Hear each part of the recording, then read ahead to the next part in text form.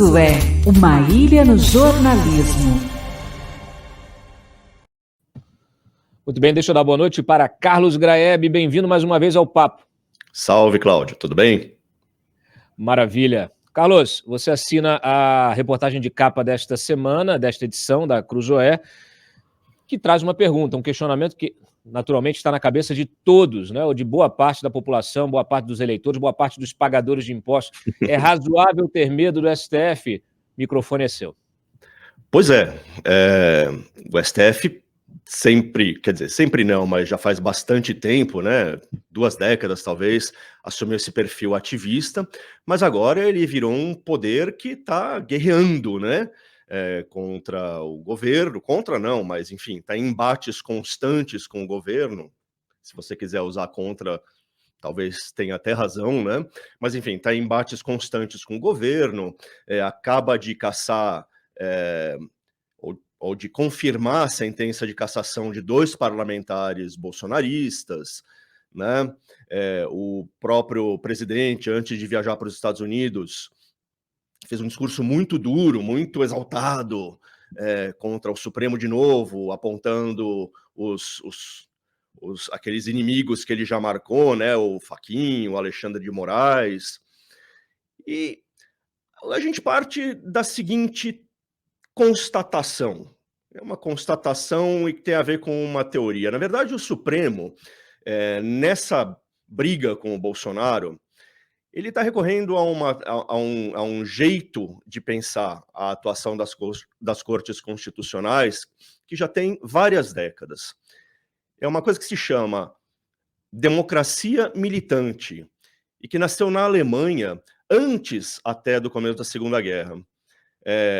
Um teórico daquela época, diante da ascensão dos nazistas para chegar ao poder na Alemanha, né, eles tinham destruído a democracia de Weimar, que existia antes disso. Ele falou, olha, países democráticos precisam ter armas para se defender de partidos, de grupos que usam a própria democracia ou a própria tolerância ou a própria pluralidade da democracia para acabar solapando as bases dela, né? Então, ele desenvolveu essa ideia de uma democracia militante, que é aquela democracia que reage diante de ameaças que põem o próprio regime em perigo. Isso é uma coisa que está por trás do raciocínio do Supremo Tribunal Federal. E como eu estou dizendo aqui, né, não é uma coisa que eles tiraram da cartola de repente. É uma linha de pensamento que já tem mais de 7 décadas de vida, né? Então, se você for olhar os países europeus, não só a Alemanha, mas França, Bélgica, Áustria, Dinamarca, mesmo a Inglaterra, todos eles têm no seu ordenamento jurídico ou muitas ferramentas de democracia militante, ou pelo menos algumas. Quando você pensa, por exemplo, na proibição da Alemanha de qualquer discurso nazista, né? Isso é uma medida de democracia militante. Os alemães disseram, nós não vamos deixar mais, não permitimos que se negue o Holocausto e que se volte a falar em nazismo aqui na Alemanha, né?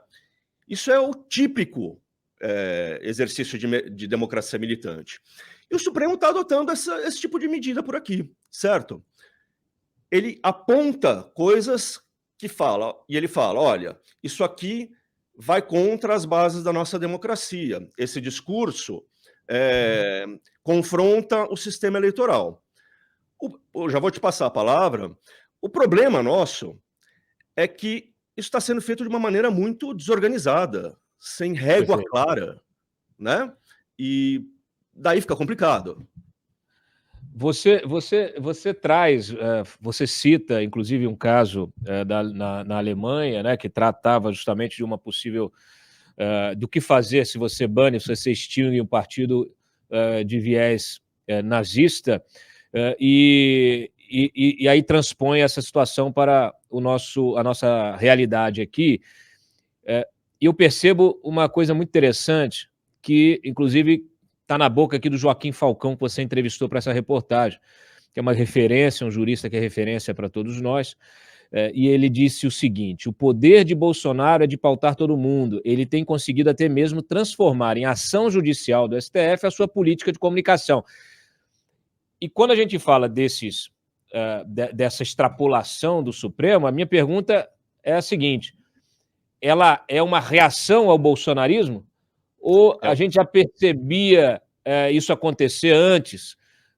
Ela tende a acabar com o bolsonarismo? Se o bolsonarismo acabar, ela tende a acabar? Ou esse espaço extrapolado e ocupado vai permanecer? Porque, de fato, tem causado incômodos, sim. Nós fomos vítimas de censura sem menor cabimento, sem nenhum tipo de razão mínima para a decisão que o Alexandre de Moraes tomou contra a revista e contra o site.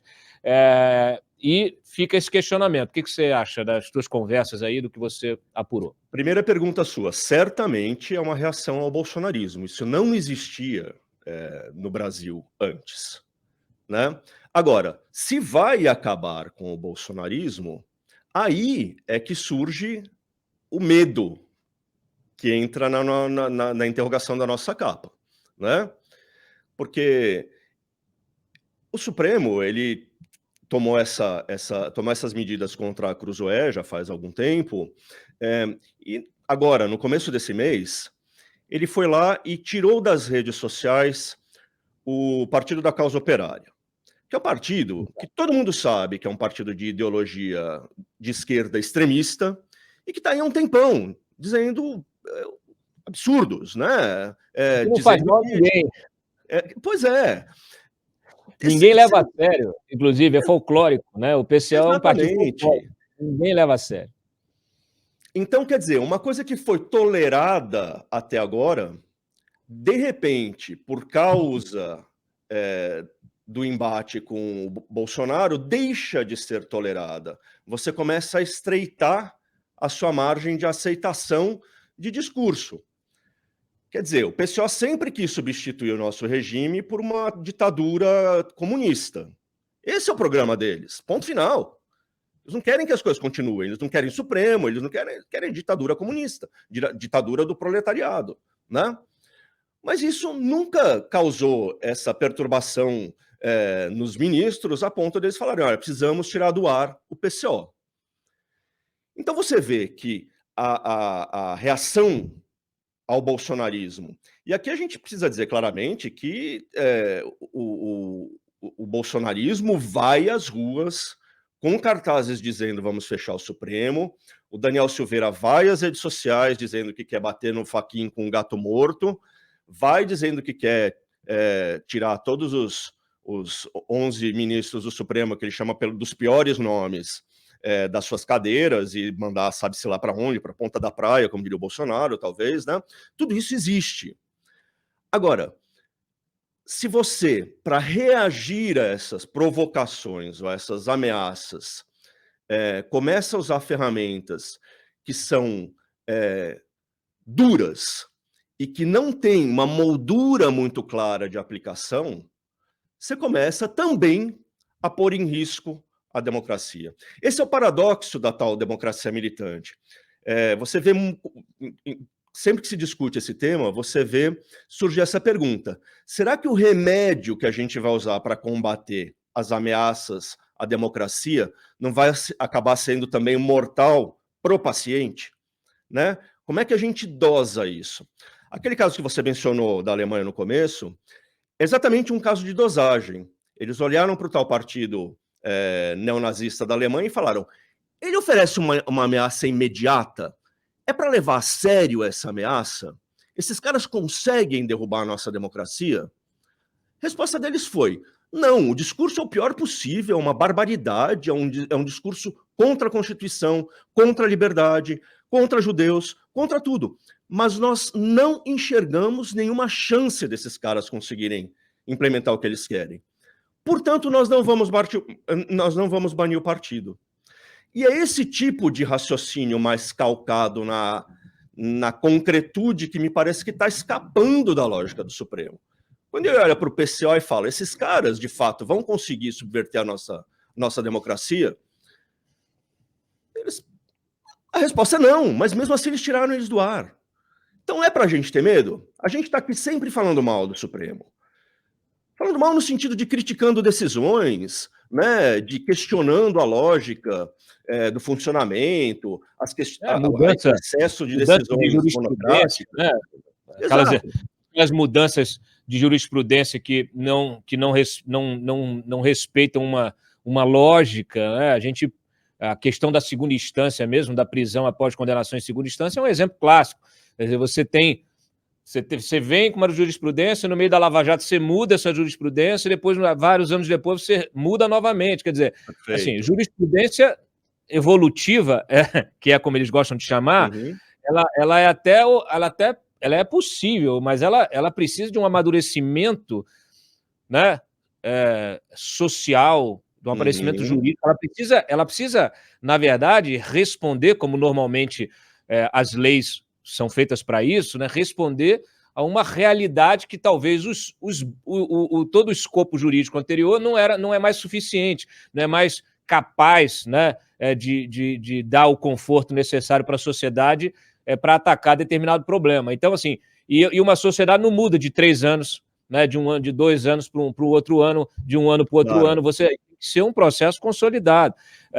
Tem uma coisa que aconteceu, hoje a gente inclusive noticiou, eu vou pedir para botar na tela, Freitas, por favor, que tem a ver com isso, quer dizer, essa extrapolação por parte dos ministros do Supremo, ela começa a contaminar outras autoridades, outros poderes, né? O próprio PGR aí foi questionado, estava de férias na França, lá, ó, em abril, e aí foi questionado por pessoas ali, transeuntes brasileiros que o reconheceram, que o questionaram se ele não faria apuração sobre o escândalo dos pastores do ouro, né, dos pastores do MEC, que cobravam até propina em ouro para poder fazer intermediação de emenda. Pô, aí o sujeito vai, aciona a sub dele, a Lindora Araújo, a vice, aciona a Polícia Federal.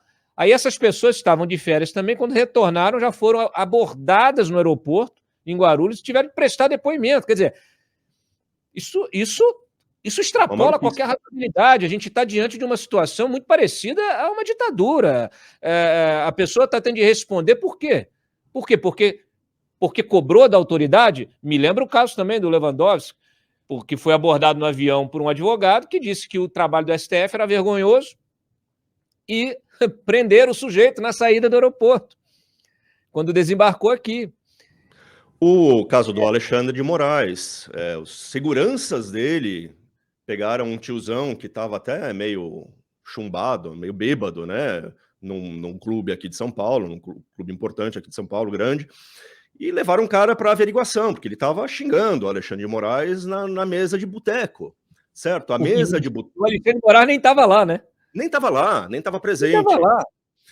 Então, tem um outro caso muito preocupante que aconteceu. Ele, na verdade, já aconteceu no ano passado, mas ele só ganhou repercussão agora, que é o caso do Rubem Valente, que você entrevistou aqui já no programa, né, no Papo. Ele recebeu uma pena altíssima, que ameaçou levá-lo à bancarrota, né, faliu o cara, porque o Gilmar Mendes achou que o que ele havia escrito sobre ele, Gilmar Mendes, num livro que ele publicou, e que nem era sobre o Gilmar Mendes, era sobre um outro tema, né? O Gilmar Mendes aparece lá lateralmente. O Gilmar Mendes não gostou, processou-o, acabou ganhando R$310 mil de indenização e ainda o direito de publicar a decisão judicial no livro, o que inviabiliza uma nova edição do livro, porque ia ficar uma coisa gigantesca, caríssima, ninguém ia comprar aquilo. Então, todas as entidades de jornalismo aqui no Brasil pularam da cadeira na hora que viram isso, porque falaram, se essa moda pega, a indenização vira um enorme incentivo para que o jornalismo seja intimidado, né? É uma maneira de você impedir que as investigações sequer comecem, pelo medo. Aqui surge a palavra de novo, né? Medo de receber uma punição que é desproporcional, né?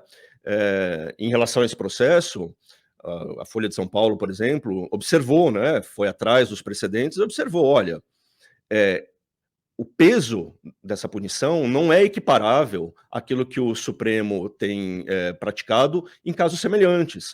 O Supremo sempre adotou um tal princípio da modicidade, que é, olha, tem que ser proporcional ao dano, né? Não pode ser uma coisa que leve realmente o cara a perder todo o seu patrimônio, inviabilize a vida da pessoa. Passaram por cima, nesse caso, né? Então, tem de fato, o clima, né? O clima está se tornando muito cheio de relâmpagos e trovoadas, né? A reação está se tornando excessiva, né? E isso é preciso é preciso a gente prestar atenção a isso, para que, supondo que o Bolsonaro não se reeleja nesse ano, e pode ser que não aconteça, ou a herança não fique para depois, né? Você não continue tendo uma corte que definitivamente estreita aquilo que você pode dizer, né? Aquilo que você pode pensar, as posições políticas que são aceitáveis no debate público ou não. O Supremo Tribunal não é o editor da nação, como já disse o ministro Dias Toffoli. Ele disse que o Supremo deveria ser o editor da nação. Não é. A nação não precisa de um censor geral. É tudo que nós não precisamos, né? A gente tem que... Eu acho que, assim, toda essa discussão, ela vem arrastando uma série de questionamentos sobre as atribuições do Supremo, né? Que, em tese, deve ser uma corte estritamente constitucional. Isso é um outro problema, né? Porque é isso, né? Você tem ministros também que estão a toda hora na imprensa dando entrevista, antecipando o voto, né? Que usam, inclusive, às vezes aí a exposição na TV Justiça, usam os seus votos para atacar outros agentes públicos, simplesmente por discordarem de determinada abordagem. Então, assim, está tudo muito confuso, muito solto. Era preciso realmente ter um freio de arrumação e alguém que fosse capaz de puxar o freio de mão, né? Reposicionar. Ministros que caem muito facilmente na provocação do Bolsonaro, né? Claro. Como você observou no começo, com base nas aspas lá do Falcão. É muito fácil eles responderem às provocações, né? E isso vai cada vez acirrando mais o clima, né? O ambiente. Eu acho que, assim, se for para resumir a matéria de capa da revista dessa semana, é o seguinte: a ideia de que a democracia precisa reagir, precisa ter armas para reagir, não é uma invenção brasileira, não é uma jabuticaba. Isso existe há muito tempo, é doutrina elaborada por décadas em países da Europa, em democracias sérias. O Supremo Tribunal Federal, ou um órgão semelhante, normalmente é o encarregado de cavar essa trincheira de proteção, né? Normalmente cai nos ombros dos ministros essa tarefa, mas é preciso que as ferramentas, as armas que vão ser usadas, sejam muito cuidadosamente escolhidas e que sejam claros os parâmetros. E essa clareza, né, tá faltando no Brasil. As coisas estão muito soltas, as margens estão muito, assim, irregulares, elas vão se expandindo, né? E isso não é legal para ninguém. E fica todo mundo na expectativa de um rompimento, essa é a verdade. Quem quer o rompimento, ou quem gostaria que houvesse algum tipo de rompimento, fica assistindo, né? Então, outras instituições que também deveriam ter uma postura mais rígida, né? As Forças Armadas. A gente cansou, já publicamos até recentemente uma capa mostrando como o partido militar está ocupando espaço na esplanada. Muita gente tenta fazer diferença. Não, isso aqui as Forças Armadas são uma coisa, o partido militar é outra, mas peraí. Os generais que saem das Forças Armadas, que vão ocupar um espaço político sem poder, e que usam, inclusive, até violando o regulamento interno das Forças Armadas, você ficar usando lá a sua patente, né? Usa patente na urna, usa patente em rede social. O deputado, hoje a gente conhece deputado por capitão não sei das quantas, coronel não sei do quê. Então, assim, a formação, esses generais, esses oficiais, esses coronéis, esses capitães, eles estão saindo das Forças Armadas. Então, me desculpem, há um problema sério, grave de formação, porque eles não deveriam nem cogitar essa possibilidade. Ter muito claro o seu papel, aposentou, vai ter a sua atividade. Agora, ocupar espaço político e usando essa dubiedade, esse duplo padrão, né, de você... uma hora você fala, não, as Forças Armadas não vão topar nenhuma aventura, mas está lá, tranquila, né? Aí vai, força daqui, força dali, aí vai, entra na narrativa bolsonarista contra a urna eletrônica, contra o sistema eleitoral que está na base da democracia. Então, peraí. Então tem que haver também uma reação, uma resposta interna dessas instituições em relação aos seus próprios integrantes, porque existem processos administrativos disciplinares para serem abertos, concluídos e que levem à responsabilização dessas pessoas como exemplo para os demais e que eles também retornem aos quartéis, retornem às suas casas. No próprio Congresso, né, Cláudio? Todo mundo precisa entender o seu papel. Está todo mundo avançando a despeito dessa coisa de vamos defender a democracia, está todo mundo avançando sinal. Exato. E vai ter... O Congresso, quando o Daniel Silveira foi cassado, né, perdeu o mandato por ordem do Supremo, se abespinhou. Eles falaram, olha, prerrogativa de tirar mandato de deputado no exercício regular tal das suas funções tem que ser do Congresso. Acontece que você vai olhar lá, a Comissão de Ética do Senado não se reúne, sei lá, desde quando? Acho que faz mais de 2 anos que não se reúne. A da Câmara se reuniu recentemente, mas tem um histórico de leniência que é absurdo. Então, assim, reclama-se muito que o Supremo avança numa prerrogativa da Câmara, que é o de julgar os seus próprios membros, mas se existe uma área em que o corporativismo do Congresso assim, a prova de qualquer dúvida, é nesse. Eles muito dificilmente, eles fazem de tudo para não pôr em dificuldade os colegas, né? A discussão ética sobre aquilo que é aceitável ou não no comportamento de um parlamentar não acontece no Congresso. E ela precisa acontecer em algum lugar, acaba acontecendo no Supremo.